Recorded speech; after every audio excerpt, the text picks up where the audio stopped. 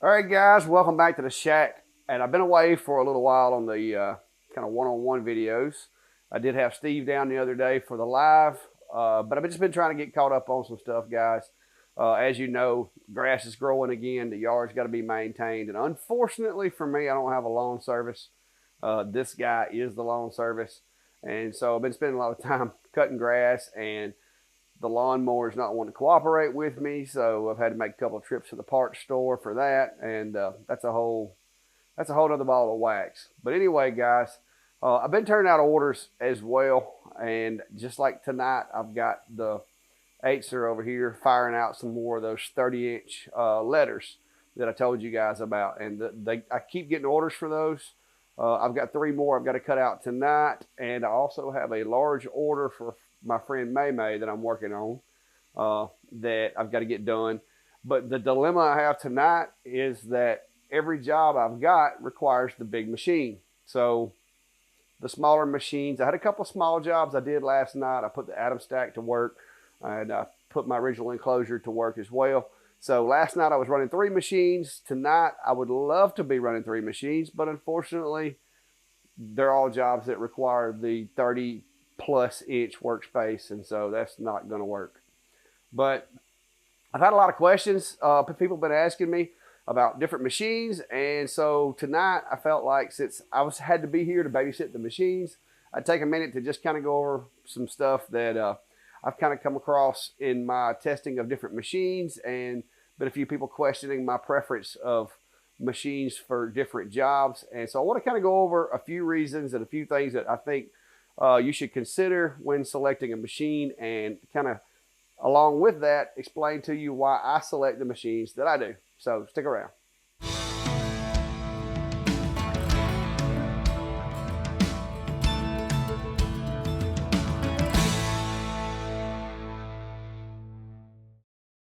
All right, guys. So as you know, I'm very fortunate as far as being able to try out a lot of different machines. Some of the machines are ones that are on my wish list of machines that I like to have, and others are sometimes machines I'd never heard of. And I have discovered a lot of things go into me selecting a machine for a specific job. The most important thing to me is, when I'm looking at a machine, is this machine capable of doing those jobs that I do to make money? And how well is it going to perform as far as quality, and how well is it going to perform as far as speed? Now, with that said, I know there's some 40-watt machines out there today, guys. I know there's a lot of 30-something watt machines out there. I've got a 30-watt Atom stack. So even though I like that, I think the cool factor of being able to say that you can cut a 2x4, that's cool. Realistically speaking, though, I'm not going to be cutting 2x4s on projects that I'm going to be selling for the laser. A laser is just not effective at that. If I'm going to be selling something and need to cut 2x4s, that's what I've got. Saws. I've got plenty of money invested with DeWalt that I can cut a 2x4 other ways. Okay, the lasers, typically I'm going to be using 1/4-inch Luan. Occasionally I may go into some 1/2-inch material of some type, a solid wood material, whether it be cypress or cedar or something like that. Those are rare, and when I do those, the profit margin goes up because it's a little more challenging. All right, so the majority of the work that I do, I'm cutting 1/4-inch material. Now, a 20-watt machine will definitely cut 1/4-inch material quicker than will a 5.5 or a 10 or whatever. So obviously, the 20-watt range is kind of, in my opinion, if you're going to be doing a lot of cutting like I do with, like I'm working on this job now, and I can't show you what these are, guys, but I mean, I'm working on this job now, and I'm cutting these things out, and each one of these, I can get 2 of these out of a 37 by, 35.5 by 17.5 piece of plywood. I had to write that down because I can't ever remember how big the workspace is. But I can cut 2 of these out of 1 sheet of that, okay? So I'm going to be doing a lot of cutting. And so therefore, I like the 20-watt because it does speed up those jobs. That particular cut right there, it's 51 minutes for the entire burn for 2 of them on the P20, okay? Out of that 50 minutes, probably I would say 40 of those minutes are cutting, and about the other 11 is the engrave. It's got a logo and two on it and stuff like that. So I'm doing both. So I've got to have a machine that is capable of doing cutting at a reasonable pace, but I also need one that can do semi-fine engraving at a reasonable pace. And so that kind of lands me in the 20 watt range. You know, you start getting too high up, the dot size gets a little bigger. The clarity of my engraves isn't going to be quite as good. With some of the machines that are on the market today, they increase the size of the module and do not increase the size of the work area. So that's a consideration that you have to have. The biggest selling points for me is I need something with 20 watts, 20 to 30. I mean, I would be okay with a 30, 20 to 30 watt power output with as big of work area as I can get. But I need a machine that is capable of maintaining accuracy and real fine definition at not just mind-boggling speeds, but at a decent pace. Because when these machines are running, guys, it's like my clock in my taxi is rolling. Because, you know, technically everything comes down to you get paid by the hour. Now, I will say this. When you've got one machine over here running and another one here and another one here and another one here, your pay per hour goes up with each machine because you have those. Those are like hiring workers that you don't have to pay because I don't have to do the work. I get them started on the job and then I go to the next machine. I get it started on the job. I go to the next machine, get it started, and then to the next machine. Typically by the time I get here, it's time to go back over here and redirect this machine, load it, you know, clean the little bits out of it, reload it, and send it back. So that's kind of how I look at this. People say all the time that, oh, you can't make money with a diode laser. One diode laser, yes, it's challenging, guys, because you know you have to price your products to a point that it kind of gets to where it's not worth it for the customer. But if you have several machines going, if you have 3 machines going, like I do on most days, if I got 4 machines going, it's usually around Christmas, or either I've had a really large order of something small come in. But if you've got 3 machines going, you can reduce your profit on those individual items, but your hourly rate still goes up because you've got 3 machines going. And that's kind of the approach that I take. Because if I can't increase my price to increase my profits, then I need to increase my output. And by using machines to do the work for me, it's relatively easy to increase your output. So if you've got one machine, let's say you can only turn out 3 items an hour. Well, if you're making $10 to $20 for those 3 items, you know, with one machine, that's not bad profit. But if you've got 3 of those machines running, your profit margin goes up. So that is why when I'm picking out a machine or when I'm looking at these machines, those are the things that I'm looking for. I wanted to see which machine is going to give me the opportunity to do the most work in the shortest amount of time within reason. So that's some of the things that goes into my train of thought when I'm trying to select my machine. And people ask me all the time, well, why did you select this machine over the other? So I'm going to touch on a few reasons why currently Acer still has me won over. There are some more powerful machines out there, but right now I'm still kind of flying the Acer flag because nobody's giving me anything better. Okay, that's the way I operate, guys, because I'm running a business here. So if you send me a machine and it has good qualities, that's great. And I'm not going to talk bad about these machines, but don't expect it to be able to beat the one that I'm using now because the criteria that I'm using to pick this machine is specifically for me. Your situation may be different. So guys, I'm going to try to talk and work while I'm doing it.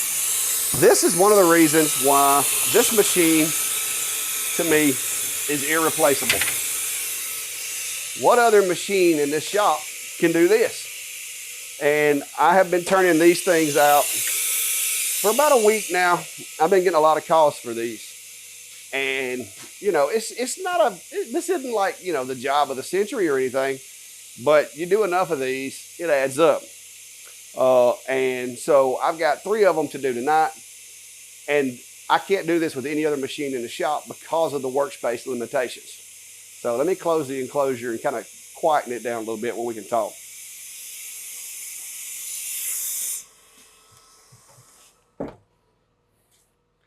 And I know a lot of guys, you know, they'll tell you I spent way too much money on my enclosure, guys, but I have made my money back for the expense and the work that I put into that enclosure. Being able to go from doing flat objects to throwing the rotary in there and doing a tumbler to doing an ammo can to engraving the back of a jewelry box to, you know, engraving a 3-inch piece of wood. I can do all of that without having to move my machine around. I don't have to worry about risking injury or damage, rather, to my machine. I don't have to worry about risking any kind of damage to any of my wiring or anything like that. And it's quick. Those are the reasons that I built this enclosure. Now, for the lasers. Right now, Acer, the 430 millimeter work area with the expandable on the other axis out to the 800s and something, that's what's got me, okay? All right, I started out, when I first started out with lasers, I started out with an X-Tool D1. Great machine. I've still got it. It still works. I don't have anything bad to say about it. I bought with my own money the X-Tool 20 watt. That was my second laser that I ever purchased. What happened was the business got a little too busy. I couldn't keep up with the 10 watt. I was doing a lot of cutting jobs. And so I decided, you know what, I need another machine. So I bought another X-Tool because that's what I was familiar with, and but I got it in the 20 watt variant. And that allowed me the ability to have 2 machines going at one time, and thus increasing my work production. Then came the Ortur LM3. It was a good machine, but it was still a 10 watt. But then I wound up a 20 watt module put on the Ortur LM3, sped it up. The process of cutting, the process of engraving was much faster, and it has improved the speed in which I can turn out product, thus improving the amount of money that I make per hour while I'm physically in the shop. So as I started getting more machines and testing more machines, and then the Acer came along. And this guy had the biggest work area of any machine that I'd ever had in the shop at the time. So that's when I decided, you know what, they make an extension for this thing. It'll double the width of it, and I can build the enclosure, and that's where I'm at now. Well, guys, they're fixing to release a new Acer 20 watt, and I will be getting one, and I will be trying it out. And I'm really hoping that when I get the machine, I kind of want to get it, bring it home, you know, bring it into the shop, go ahead and throw the extensions on it right out of the gate. Because if I can have 2 of these machines capable of cutting these long projects like I'm doing, I could be making twice as much money right now. But instead, I'm having to do them one at a time because of the size of the machine. So that is coming for you Acer fans and for you guys that want to see what the next generation of Acer is going to look like. I have it on pretty good authority that I will be getting one soon, and we'll be trying to figure out exactly how it's going to fit into the mix. I do have the Atom Stack A30, which is a powerful machine. Decent work area. It works great for my bamboo cutting boards and stuff like that, as well as my 20 watt does. If I'm doing cutting boards, guys, if that's my primary thing to do, if I were you, then just stick with the square bodied machine, because most cutting boards are going to fit in there. If they're wider than that, typically your engraved's not going to be. But with what I do, I have to pick those machines specifically for what I do. And with EnclosureZilla, it was built for the sole purpose of generating enough work area for my stove covers that I do. Typically, I'll invoice 4 or 5 stove covers a week. Sometimes not that many, but typically 4 or 5 stove covers. Okay, I've gotten now to where I'm doing 4 or 5 of the cutting boards a week. So right now, my situation, it works great. I've got stove cover machine, cutting board machines. So when you're selecting the machine, guys, don't get wrapped around the axle about, 30 watts of output or 40 watts of output. Because if you've got 40 watts of output, but you've got a 6-inch by 6-inch work area, you're limiting yourself to 6-inch by 6-inch projects. The first thing you need to consider is the width and the height of the work area. Because if you're one of those folks that only wants to do 6 by 6-inch projects, then you're good. Somebody asked me the other day about the Monport. The Monport's not a terrible machine. It does need some upgrades, in my opinion, to be an efficient machine, but it is probably a lot cheaper if all you need to cut is an 8 by 12 piece of acrylic. Then you will, in the long run, probably come out cheaper to purchase a Monport, the air assist, do something with the bed, because that was kind of a mess. And you're still cheaper than you would be if you went with a bigger machine that you'll never use that work area. Plus, the lady that I was talking to, she had a very small work area, and she didn't want anything to take up a lot of room. She wanted a tabletop machine. And so, my first question was, what size material are you planning on cutting? Is there any chance that you may want to start cutting 24 inches or 16 inches or, so forth? But she made earrings out of acrylic, and that was her only purpose for wanting a laser, was to be able to cut those small sheets of acrylic. And in that case, it's a good fit for her. So selecting a laser for your particular use, guys, it's not all about the output. It's not all about the speed. I know these companies, I see the advertisements, they send them to me, and they tell me, hey, these are some talking points. And for the guys that don't know, I don't sign contracts. I don't take scripts. They can send me their talking points. And as long as it's true, I will mention it in the video for them. But as far as, this machine will go 50,000 millimeters per minute, I'm never going to go that fast. I don't like using white space scan at really high levels. I do use white space scan, but I don't crank it up really, really high, because it takes away from the smoothness of the machine. And in my opinion, the risk of something going horribly wrong if the laser was to catch your material, or if something were to, put too much pressure on a wheel or a belt, it increases the risk of damage to the machine. And so I try to keep white space scan about twice whatever my engrave speed is. So if I'm engraving at 100 millimeters per second, I may set my white space scan at 200. That way, it's the head is not getting whiplash from that sudden speed and slowing down. And a lot of times, guys, to be honest with you, if you set it at really crazy speeds, unless your acceleration is set to the point to where it can get to that speed, it's never going to get there anyway. Because typically the white space that is jumping is not going to be big enough to allow that head to accelerate to that maximum speed that you put in there.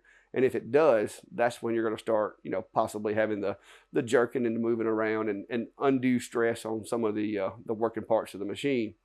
So that's just kind of my 2 cents on that. The biggest, most important thing about a machine needs to be, above power and above speed, needs to be the work area size.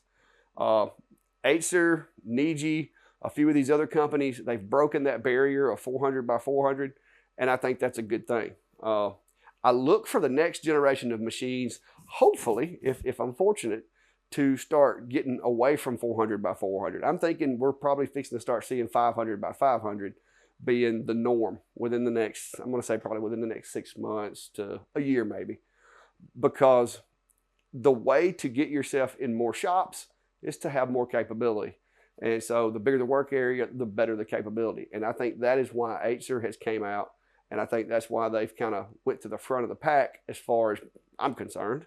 And a few other people that I trust on YouTube, they agree with me that the work area, the smoothness of the machine, the dependability, the simplicity of it, those are some pretty good factors. Now, the new version that's coming out, they're throwing a lot more technology in it. And I'm hoping that the technology that they're putting in there, they took the time to engineer it correctly and take precautions to keep away any kind of undue alarms or undue stresses on the machine and all of that. And I'm sure they did. From looking at the product that I've got already with the rotary and the P20, the air assist and everything, I'm pretty sure they're going to put the thought into it.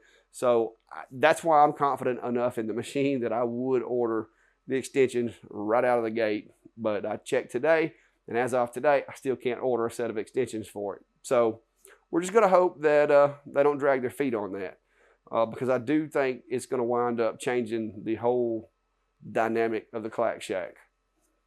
But guys, I hope this kind of explains a little more into how to select your machine and why I think certain things should be more important than others.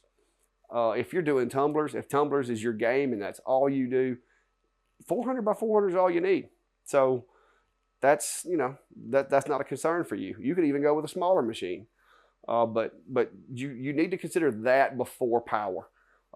If all you're going to be doing is engraving, then you don't really need the capability of being able to cut a 2x4. But there again, With a 20 watt, I think 20 watts is kind of the go-to, because with a 20 watt, you still can move at speeds and get a good engrave about almost twice that of a 10 watt. So you're going to increase your production time. But for you guys that are doing it as a hobby and don't care if it takes 3 or 4 hours, then, you know, who cares? You know, a 10 watt with proper focus and proper materials can cut basically all close to the same thing that a 20 watt can. It's just going to take substantially longer. It's going to take more passes, and it will affect your production if production's the name of your game. But if it's a hobby, or if you're new to it and you want to save some money and just test it out, 10 watt may be the way to go. But I will tell you from my experience is if you're thinking about getting a laser and you get one, you're probably going to be hooked, and you're going to want to go ahead and buy the 20. So you kind of got to weigh that too, guys. Do you just save yourself the headache and go ahead and buy the 20 out of the gate, or stick with the 10? But I've just seen a lot of people talking about my selection of machines and the fact that I do have access to several machines, and I have been able to test several machines.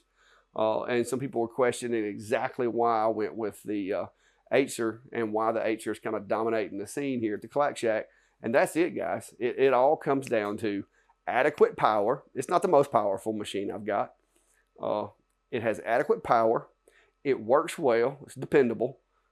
And it has the biggest work area. So I chose work area over power because that's what I do. That's what allows me to be able to expand the type jobs that I do, thus expanding the market that I can cater to with my engraving. So I hope this helps, guys. I didn't have a whole lot going on tonight, trying to catch up on these jobs and get some of this stuff done.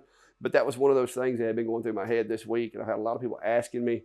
I saw one guy that actually brought up my reasoning for purchasing or for getting the Acer and then using the Acer.